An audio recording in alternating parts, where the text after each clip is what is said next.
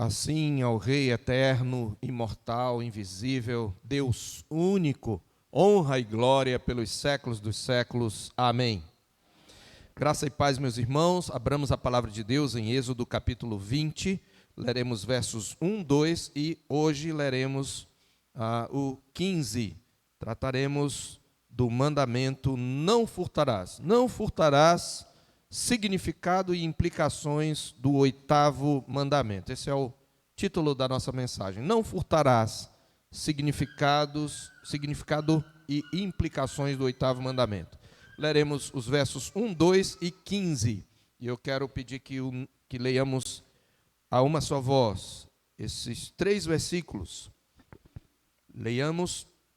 Então falou Deus todas estas palavras: Eu sou o Senhor teu Deus, que te tirei da terra do Egito, da casa da servidão. Não furtarás. Amém. Ó Deus, faze-nos entender o significado profundo, abrangente deste mandamento e aplica ao nosso coração e prova e sonda o nosso coração por meio das Escrituras, levando-nos a nos arrependermos daquelas atitudes em que nós quebramos este mandamento, para que vivamos uma vida agradável ao Senhor que nos salvou. Em nome de Jesus. Amém. Meus irmãos, eu já ouvi ao longo desses anos de ministério e mesmo antes da minha formação e da minha ordenação como pastor, muitas pessoas argumentarem, esse é um argumento que é recorrente e eu acredito que tem séculos, na verdade, pessoas que argumentam muitas vezes da seguinte forma: olha, eu não sou lá muito religioso, ou talvez, olha, eu sou evangélico, eu sou crente, de vez em quando frequento a igreja, mas eu sei que eu não sou nenhum santo, e já começa com um problema teológico, porque não existe crente que não seja santo, santificado em Cristo Jesus. Mas a pessoa diz: olha, mas eu acho que Deus tem um lugar para mim lá no céu, porque no fundo eu sou uma boa pessoa. Eu nunca matei, eu nunca furtei. Será que nós podemos afirmar tais coisas? Nós só podemos responder honestamente essas perguntas se nós nos colocarmos sob escrutínio da lei de Deus. E certamente, pelo que nós já temos visto até aqui, aqueles que têm acompanhado nos domingos pela manhã, examinando o pleno significado dos mandamentos, verificamos que, longe de nos prover um caminho de justificação, a lei, na verdade, ela nos desmascara. E se nos baseássemos em nossa justiça para sermos aceitos por Deus, sob escrutínio da lei, estaríamos perdidos. Portanto, o que vimos até aqui, meus irmãos, já deveria ser suficiente para mostrar a profunda malignidade da nossa natureza pecaminosa. Mas, a fim de termos uma visão completa, é necessário que examinemos todos os mandamentos que resumem a lei de Deus no Decálogo. E hoje nós veremos o 8º mandamento: não furtarás. E quando nós analisamos o sentido da palavra furtar em seus variados contextos, nós perceberemos que se refere a muito mais do que o ato de tomar escondido algo que não é seu. É muito mais do que isso. Então eu espero que você pense 2 vezes depois de ouvir essa mensagem, antes de dizer: eu nunca roubei, eu nunca furtei. Então hoje, mercê de Deus, eu quero tratar com vocês sobre o significado e as implicações do 8º mandamento. Se Deus nos permitir, dentro do tempo que nos é proposto, a gente quer ver o significado, as implicações e trazer algumas aplicações. Esses são os 3 grandes pontos da nossa mensagem: significado, implicações, o que ele implica para nós e algumas aplicações práticas para a nossa vida. Vamos ao significado do 8º mandamento. Bom, grosso modo, furtar, como nós sabemos, significa tomar escondido algo que não é seu. No entanto, quando nós estudamos, meus irmãos, esse verbo em suas diversas ocorrências na Escritura, nós verificamos que inclui outras acepções. Preste bem atenção. Há outras traduções que podem ser da seguinte maneira: levar embora, sair escondido, enganar. Esse último sentido, por exemplo, ocorre em Gênesis 31, Gênesis 31, para quem está anotando, versos 20, 26 e 27. Nós não vamos abrir lá. Ali está tratando da fuga de Jacó. Lembra quando ele percebeu que, por causa da sua prosperidade que Deus lhe deu, o rosto do seu sogro não era mais favorável, os seus cunhados diziam, olha, Jacó tomou tudo que era do nosso pai, e aí ele resolveu sair. O Senhor também disse que era para ele voltar, mas Deus não disse que era para ele sair escondido. E ele chamou as suas mulheres ao campo, longe da presença do sogro, e aí contou toda uma história. Olha, vocês sabem que eu servi com fidelidade ao pai de vocês, mas ele me mudou 10 vezes o salário, e se não fosse o Senhor me abençoar, eu sairia de mãos vazias. E elas até concordam com ele. A gente também foi vendida como escrava, e a gente não tem parte nem herança, faz o que bem te parecer. E ele sai, mas ele sai escondido.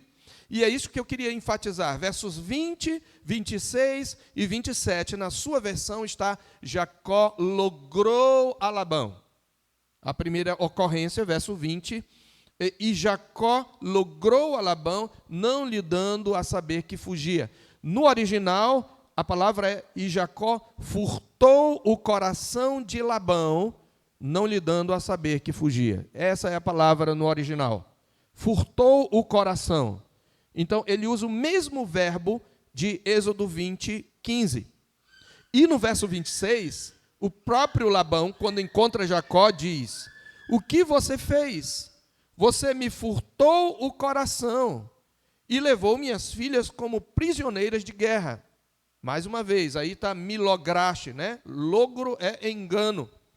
E no verso 27, Labão apenas pergunta, sem usar a palavra coração, por que você fugiu escondido e me furtou e não me disse nada?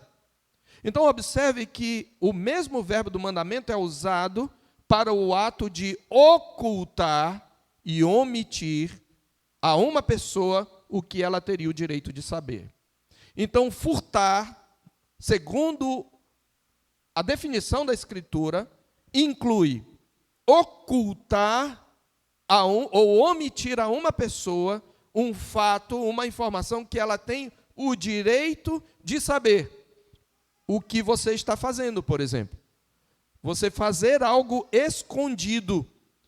Escondido de alguém a quem você deve prestação de contas, pela relação que você tem com essa pessoa. Isto significa furtar. Essa palavra também é usada para se referir ao sequestro. Eu nem preciso me deter muito aqui, mas é só para você anotar a ocorrência em Êxodo 21, 16, diz que se uma pessoa raptar alguém, ali se furtar alguém, será morto, inclusive, era punido com pena de morte. Então, o sequestro, né, e isso obviamente vai incluir o tráfico de pessoas, quebra o 8º mandamento.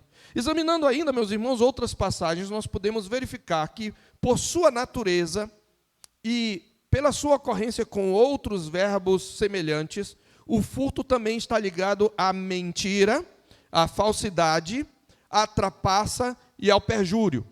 Então, omitir algo de alguma pessoa que tem o direito de saber, seja uma ação sua, um comportamento seu, ou seja, alguma verdade que ela precisa saber, isso é furtar.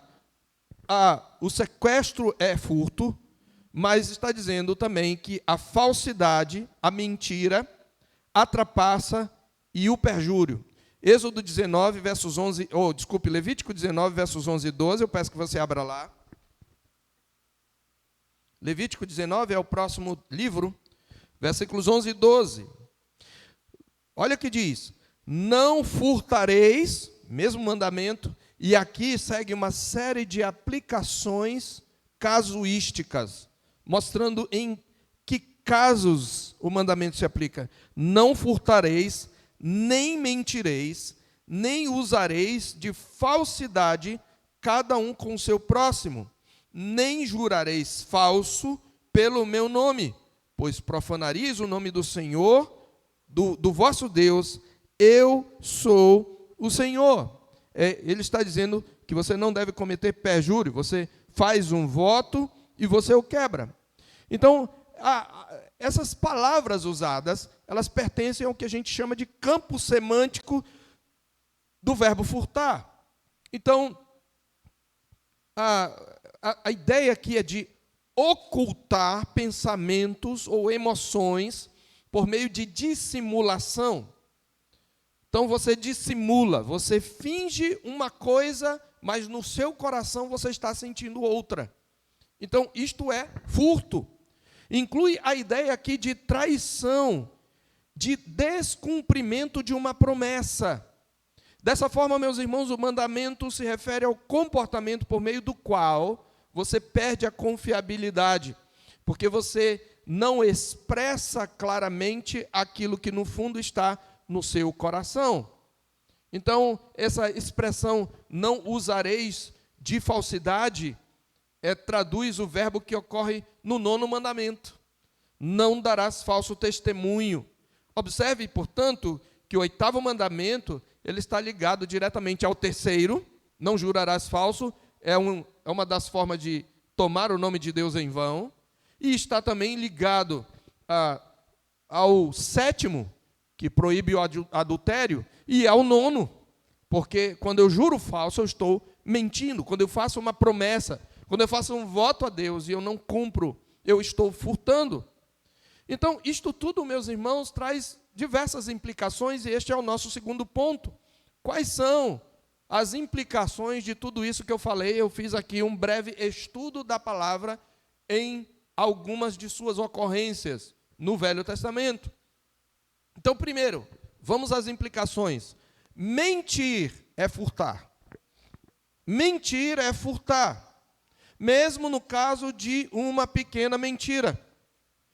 A palavra furtar é usada em 2 Samuel 15, verso 6, quando um político que queria usurpar o lugar do pai, chamado Absalão, filho de Davi, queria tomar o lugar do pai, ele resolveu ir para a porta da cidade, e quando alguém tinha alguma causa para ser julgada, diz, olha, qual é a tua causa? Aí a pessoa vinha, como ele era filho do rei, a pessoa ia se prostrar, ele segurava na mão da pessoa, não deixava a pessoa se prostrar, puxava para ele e dava um beijo. E dizia, qual é a sua causa? Típica daquilo que a gente vai ver ainda este ano, né? Que é ano de eleição. Então ele diz, olha, você não tem quem julgue a sua causa lá diante do meu pai. Ah, quem me dera que eu fosse rei, quem me dera. E ele então faz aquela propaganda, e ali diz, no capítulo 15, verso 6 de 2 Samuel, assim Absalão furtava, eu acho que até está assim na tradução Revista Atualizada, assim Absalão furtava o coração do povo, ou seja, ele enganava e seduzia o povo. Como isto acontece em época de campanha, né? Então, mentir é furtar. Sua mãe pergunta alguma coisa e você não fala a verdade, você está furtando. É isso que a palavra de Deus diz. Você esconde um comportamento, você está furtando. Então, mentir é furtar. Segundo, esconder informações daqueles a quem devo prestação de contas é furtar. Esconder informações daqueles a quem devo prestações de contas é furtar. Veja, eu não preciso ter uma crise de sincericídio, né, como alguém costuma falar. Dizer, abrir a minha vida, debulhar a minha vida pessoal para todo mundo. Não, não é isso. Mas existem aquelas pessoas a quem eu devo prestação de contas. Meus pais, meu cônjuge, meus filhos, inclusive, dependendo da situação, meus irmãos, meus líderes, meus pastores, as minhas ovelhas. Há coisas que, pela natureza da relação, essas pessoas têm o direito de saber. Há coisas que nem todo mundo tem o direito de saber, mas certas pessoas, pela proximidade, têm direito de saber. Os meus pais que cuidam de mim, que são responsáveis de mim, têm o direito de saber. Então, por exemplo, jovens, se vocês têm redes sociais, onde vocês interagem com as pessoas sem o conhecimento dos seus pais, os seus pais não foram adicionados, se eles têm a mesma rede social, ou eles não veem, você está furtando. E tem muitos jovens que têm isso.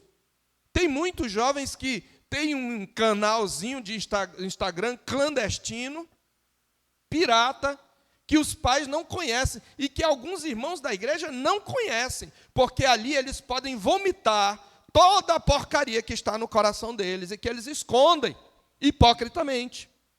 Outros têm canais no Twitter, onde eles podem também despejar a sujidade da sua alma, e eles não têm os irmãos, não têm irmãos como adicionados. E isto é furtar, porque eu estou sendo uma pessoa lá e sendo uma pessoa aqui, eu estou tendo duas caras. Você precisa questionar, se este é o seu caso, você precisa questionar se você é crente, se você é convertido. Porque quando eu faço isso, eu estou quebrando o 8º mandamento descaradamente. Todos nós, em algum momento, quebramos esse mandamento, mas há aqueles que quebram descarada e tranquilamente. Quando eu acoberto alguém que é da minha afinidade e que faz coisas erradas, e eu não falo, eu não denuncio ou eu não confronto, eu estou furtando. É o que a palavra de Deus diz, meus irmãos. E isto também inclui o cônjuge. Há maridos que as esposas não podem ver as suas redes sociais. Maridos, nós não temos que ter senha para nossas esposas, elas têm que ter a senha. Esposas, o marido tem que ter a senha. Filhos, os pais têm que ter. Aliás, pais, vocês têm o dever de exigir a senha, para que você possa pegar o celular do seu filho a qualquer hora. Lá em casa, a minha filha sabe a senha do meu celular. Ela pode pegar a qualquer momento e a qualquer hora. Quanto mais a minha esposa. Porque eu sei que eu sou pecador. Eu sei que em algum momento eu posso ser seduzido ao pecado, e o ciclo do pecado é esse: você vê, você cobiça, você toma e depois você esconde. É sempre esse o caminho do pecado. Então, o não furtarás, meus irmãos, é muito importante para interromper o ciclo vicioso do pecado. Esconder informações, sejam elas de quaisquer que sejam, a quem eu devo prestar conta, meu cônjuge, meus pais, até meus filhos, minha família, é furtar. Se você tem uma vida secreta, você está furtando. Terceira implicação: não pagar é furtar. A palavra de Deus mostra que defraudar usa um termo semelhante, que é o defraudar, embora não seja a mesma palavra furtar. Lá em Marcos capítulo 10, verso 19, o Senhor diz: sabes os mandamentos: não matarás, falando ao jovem rico, não adulterarás, não dirás falso testemunho, não defraudarás ninguém, honra teu pai e tua mãe. Jesus diz, está falando, o jovem rico chegou para ele, se ajoelhou, disse: bom mestre, que farei para herdar a vida eterna? Jesus diz: sabes os mandamentos. E aí ele cita os mandamentos do decálogo. Agora, onde é que tem não defraudarás? Não tem. Não com essa palavra. Mas Jesus está resumindo. Por quê? Porque o não defraudarás está incluído no não furtarás. É este o ponto. Porque você retém algo que não é seu. Isso se aplica a dívidas, isso se aplica ao salário de um trabalhador, isso se aplica aos impostos. Quando eu sonego impostos, eu furto. Em Levítico capítulo 19, de novo, Levítico capítulo 19, no verso 13, diz: não oprimirás o teu próximo, nem o roubarás. A paga do jornaleiro não ficará contigo até amanhã. Jornaleiro era o diarista. Jornaleiro aqui não tem a ver com jornal, tem a ver com jornada. Então é o diarista. Então a pessoa fez um serviço, você disse que ia pagar naquele dia, e aí chega o dia, você não paga, fica enrolando. Isto, a Bíblia diz, é furtar. Em Deuteronômio capítulo 25, também o Senhor aplica esse mandamento a esta questão. Deuteronômio 25, versículos 13 a 16. Lá está escrito: na tua bolsa não terás pesos diversos, um grande e um pequeno. Na tua casa não terás 2 sortes de efa, uma medida de volume. Um grande e um pequeno. Terás peso integral e justo, efa integral e justo, para que se prolongue os teus dias na terra que te dá o Senhor teu Deus. Porque é abominação ao Senhor teu Deus todo aquele que pratica tal coisa. Isso nos leva à 4ª implicação.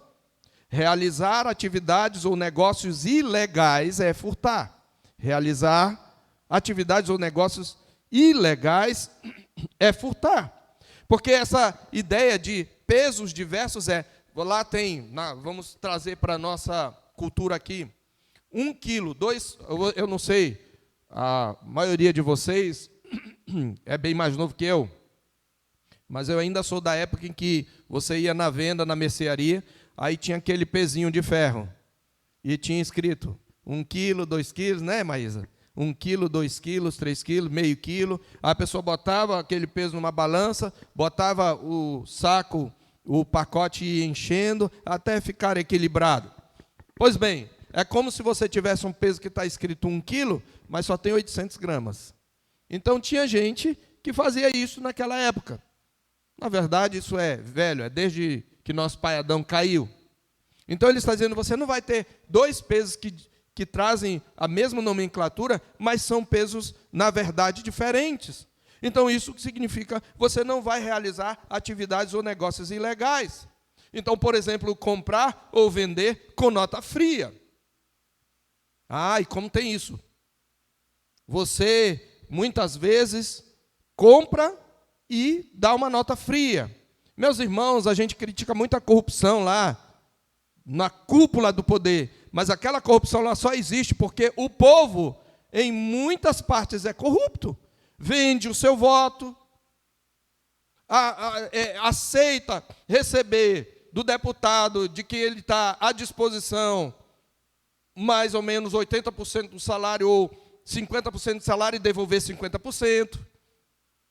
Então, essas atividades, elas quebram o 8º mandamento. Colocar gatos em medidores de água ou energia. Tem crente que faz isso na cara dura. Emprestar dinheiro a juros. Somente o banco, a não ser que você seja banqueiro, dentro da lei, mas tem crente que empresta dinheiro a juros. Fazer e comprar, atenção estudantes, fazer e comprar trabalho pronto, que você não teve nenhum trabalho. Uma coisa é você contratar alguém para corrigir, ajudá-lo a formatar o seu trabalho, colocá-lo na norma ABNT, dar até sugestões de uma melhor redação, mas pagar para ele ou ela fazer trabalho, isto é furto, meus irmãos. Colar na prova é furto. Comprar ou vender produtos piratas, vender o voto, olha quantas formas você tem de furtar. Tudo isso só num subponto, realizar atividades ou negócios ilegais. É furtar. E quando você faz isso na cara dura, eu repito, você precisa questionar se você de fato é convertido. Em 5º lugar, superfaturar negócios é furtar. Superfaturar. Você tem um produto que vale tanto, mas aí o olho cresce, porque a pessoa tem dinheiro, e aí você coloca um preço exorbitante. A pessoa precisa muito, e isto é furtar. A Bíblia diz em Provérbios 11, verso 1, que balança enganosa é abominação para o Senhor, mas o peso justo é o seu prazer. E de novo, Levítico 19, versos 35 e 36 está escrito, eu vou ler na Nova Almeida atualizada, Levítico 19, 35 e 36. Não cometo injustiça no juízo, nem na vara para medir, nem no peso, nem na quantidade. Tenham balanças justas, pesos justos, e medidas de cereais e de líquidos, e que sejam justas. Eu sou o Senhor, o Deus de vocês, que os tirei da terra do Egito. Veja, ele aponta como fundamento a redenção, a graça. Eu já libertei vocês dessas coisas. Vocês não devem praticá-las, vocês já estão libertos da condenação. Então, é isto que nós precisamos entender que a palavra de Deus está dizendo.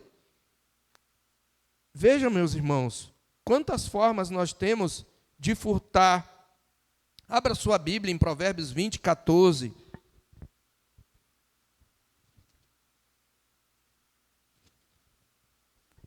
Não sei se você entende o sentido deste versículo.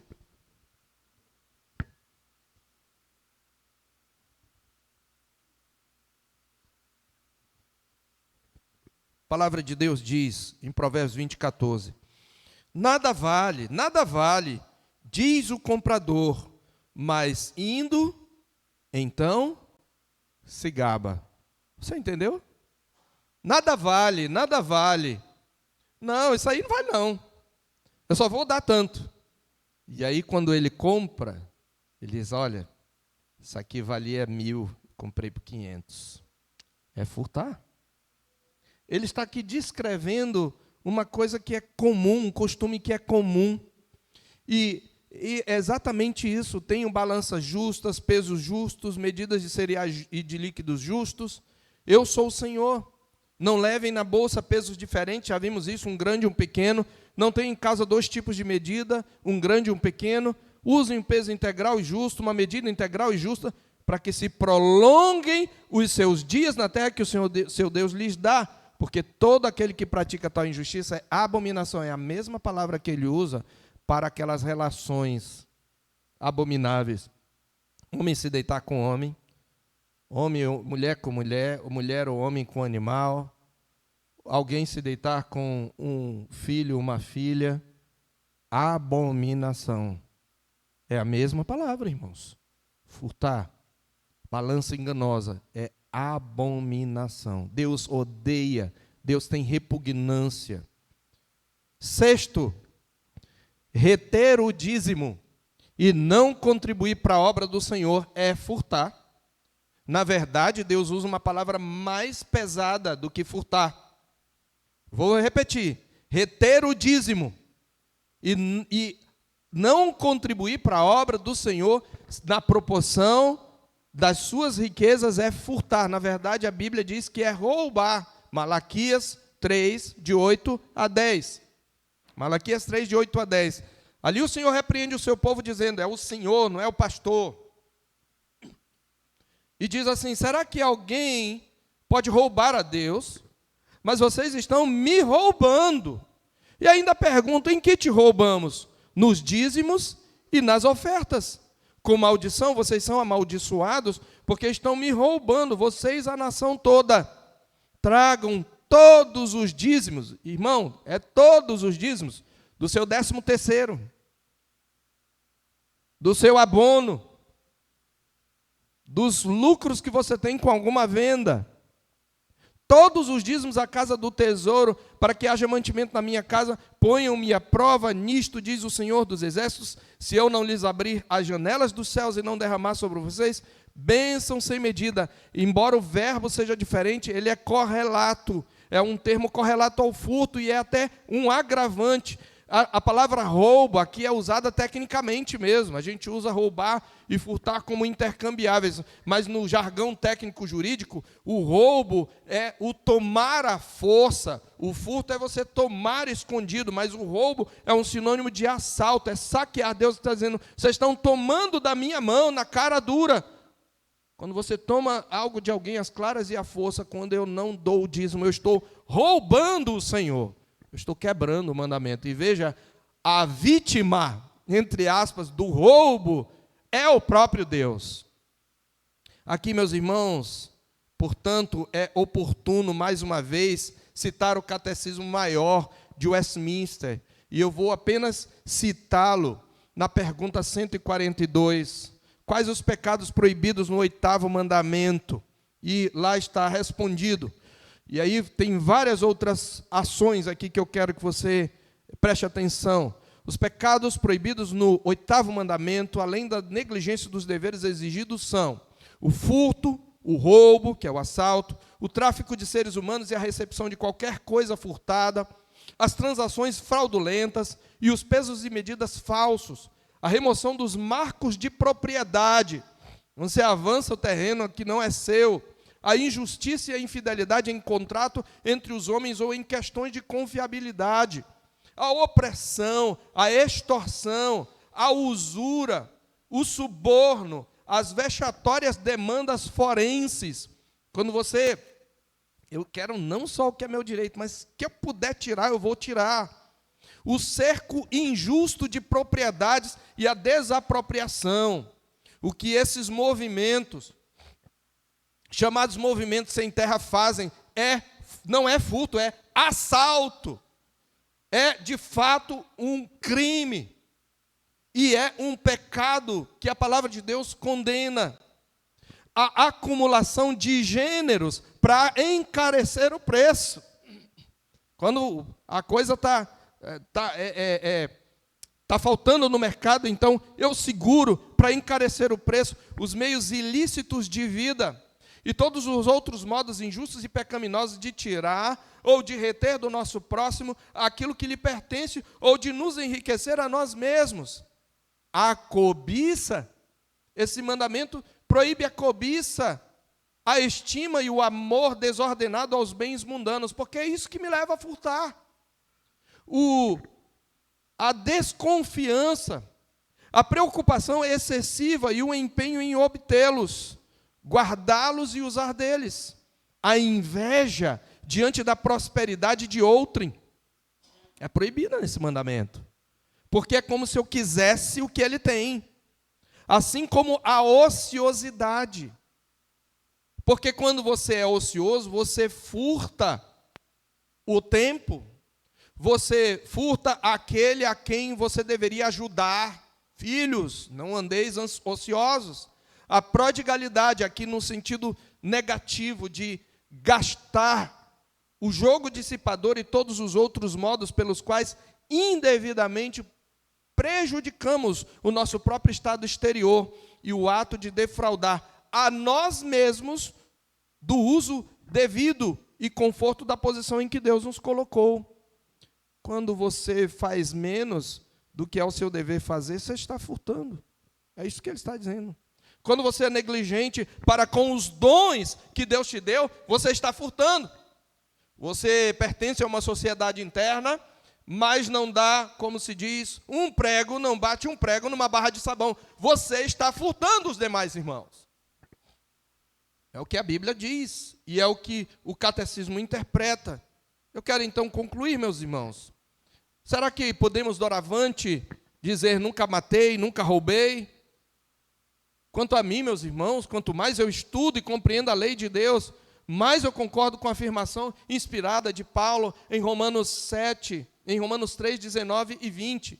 Romanos 3, 19 e 20, ele diz: ora, sabemos que tudo o que a lei diz é dito aos que vivem sob a lei, para que toda boca se cale e todo mundo seja culpável diante de Deus. Porque ninguém será justificado diante de Deus por obras da lei, pois pela lei vem o pleno conhecimento do pecado. E como ele mesmo, diante da santa lei, eu só posso dizer, como ele diz nos versos 24 e 25a, miserável homem que sou, quem me livrará do corpo dessa morte, desse cadáver que é a minha carne? Graças a Deus por Jesus Cristo, nosso Senhor. Devemos ter em mente que é só por causa de Cristo que nós somos aceitos. Porém, devemos lembrar, não, eu tenho certeza, pastor, graças a Deus, mas devemos lembrar que Cristo não somente nos resgatou da culpa do pecado e da maldição da lei, trazendo-nos justificação. Ele também nos livra do poder do pecado, operando em nossa santificação. E essa santificação, meus irmãos, consiste em nos capacitar a cumprir substancialmente a lei, pelo poder do Espírito Santo, como está escrito em Romanos 8, de 1 a 4. Romanos 8, de 1 a 4. Observe qual é o objetivo de você. Se você só diz, eu estou justificado, não importa o que eu faça. Lá está escrito: agora, pois, já não existe nenhuma condenação para os que estão em Cristo Jesus. Amém. Porque a lei do Espírito da vida em Cristo Jesus livrou você da lei do pecado e da morte. Porque aquilo que a lei não podia fazer por causa da fraqueza da carne, isso fez Deus enviando o seu Filho, o seu próprio Filho, em semelhança de carne pecaminosa, e no que diz respeito ao pecado, e assim Deus condenou o pecado na carne, isto é, na carne de Cristo. Mas qual é o objetivo? Verso 4, a fim de que o preceito, isto é, a fim de que a exigência da lei se cumprisse em nós, que não vivemos segundo a carne, nós não vivemos mais segundo nossa natureza pecaminosa, mas segundo o Espírito. E se amamos a Deus, meus irmãos, e ao seu Espírito, e se o seu Espírito habita em nós, vamos viver segundo o Espírito e não segundo a carne. Porque como está escrito, se viverdes segundo a carne, caminhais para a morte. Mas se pelo Espírito mortificardes os feitos do corpo, certamente vivereis. Assim nós chegamos, meus irmãos, a aplicações desta mensagem. Você pode colocar como terceiro ponto a aplicação do 8º mandamento.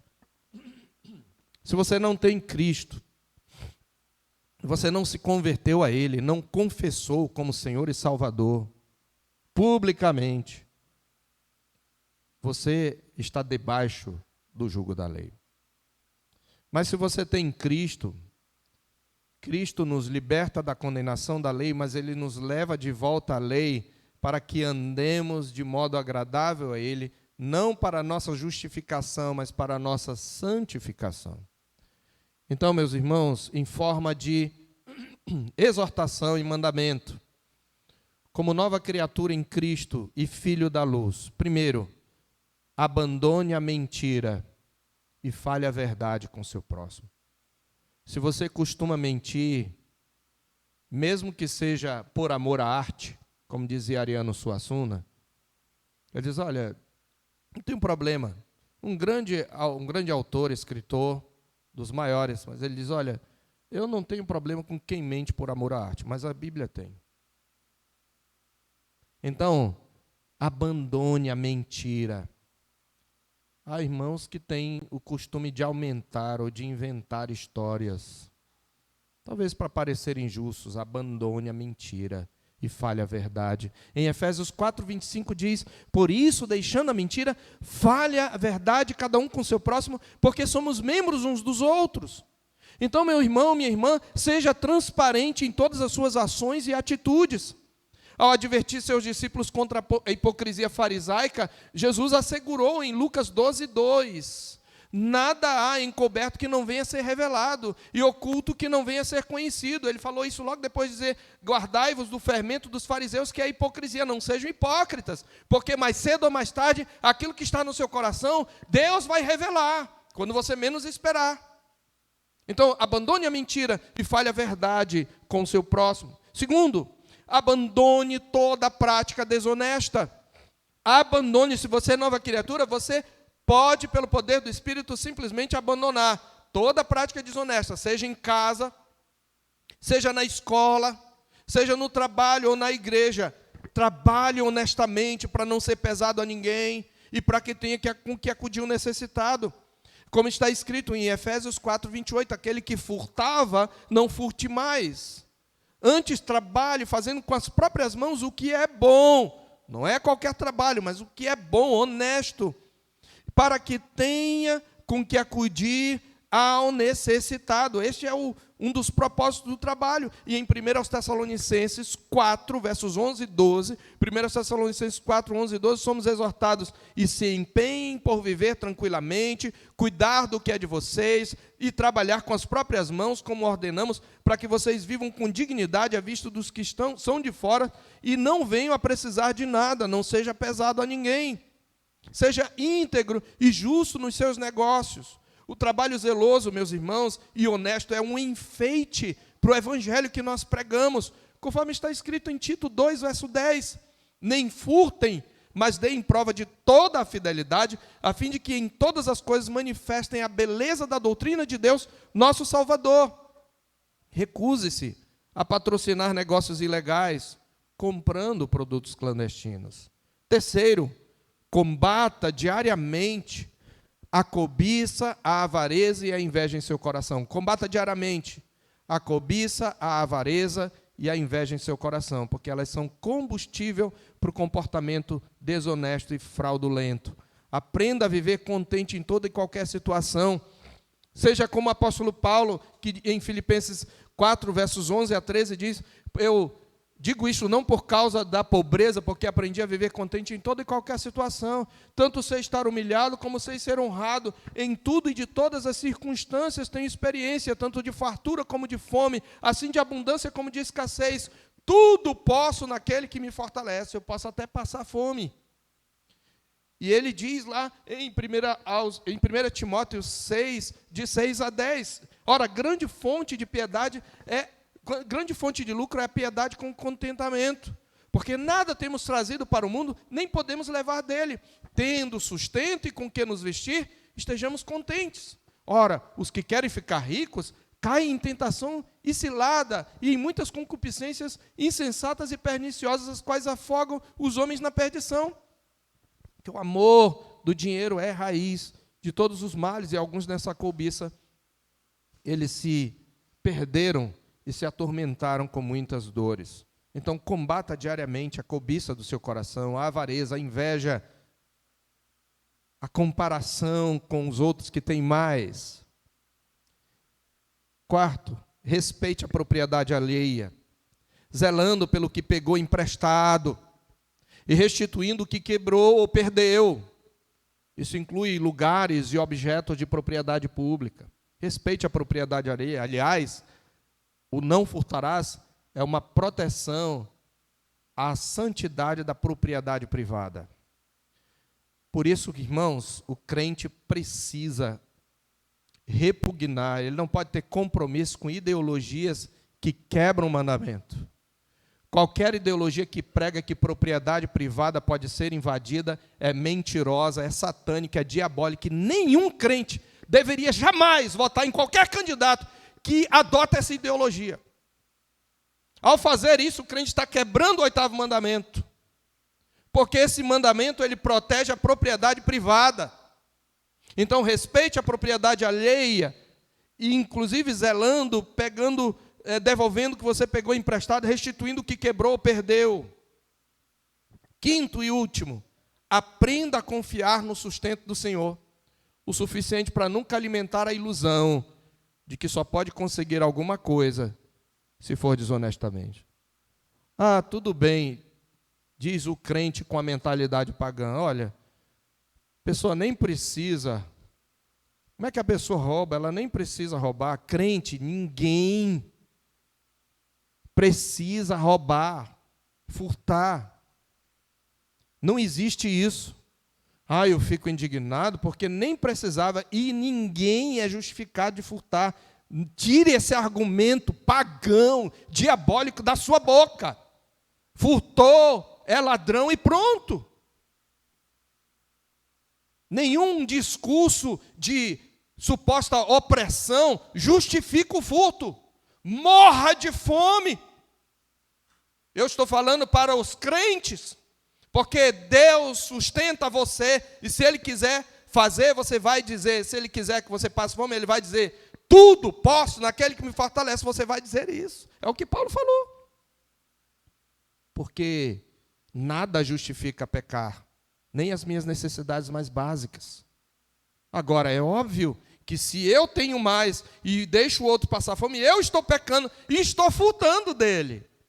Mas eu estou falando, nunca use a pobreza para justificar, confie no sustento do Senhor o suficiente para não alimentar a ilusão de que você pode conseguir alguma coisa desonestamente, só assim você vai ter o sustento. E eu quero encerrar com a citação da pergunta 141 do Catecismo Maior, que na sua ordem ele coloca primeiro o que o mandamento nos ordena, depois o que ele nos proíbe. Eu estou sempre invertendo a ordem. O Catecismo Maior, ele pergunta na pergunta 141, quais os deveres exigidos no 8º mandamento? E a resposta é: os deveres exigidos no 8º mandamento são a verdade, a fidelidade e a justiça nos contratos e no comércio entre os homens, dando a cada um o que lhe é devido, a restituição. Veja, crente, se eu errei, se eu defraudei, eu tenho que restituir, como fez Zaqueu. a restituição de bens ilicitamente tirados de seus legítimos donos, a doação e a concessão de empréstimo livremente, conforme as nossas forças e as necessidades de outro, a moderação de nossos juízos, vontades e afetos em relação às riquezas deste mundo, porque são esses afetos que nos levam a agir desonestamente. O cuidado e empenho providentes em adquirir, guardar, usar, distribuir aquelas coisas que são necessárias e convenientes para o sustento de nossa natureza e que condizem com a nossa condição. Ele está falando poupar. Sim, poupança é uma forma de você evitar o furto, porque você tem provisão, o meio lícito de vida e a diligência no mesmo. A frugalidade é um sinônimo de simplicidade, o impedimento de demandas forenses desnecessárias e fianças ou outros compromissos semelhantes. E o esforço por todos os modos justos e lícitos para adquirir, preservar e adiantar a riqueza e o estado exterior, tanto de outros como do nosso próximo. Não é pecado você poupar para ter mais, desde que isso não seja por avareza, mas porque você quer cumprir o mandamento, não ser pesado a ninguém e não furtar ninguém. Cultivar esses hábitos, meus irmãos, e eu encerro com isto, é cultivar a beleza do Evangelho. Na verdade, é cultivar a beleza de Cristo em nós.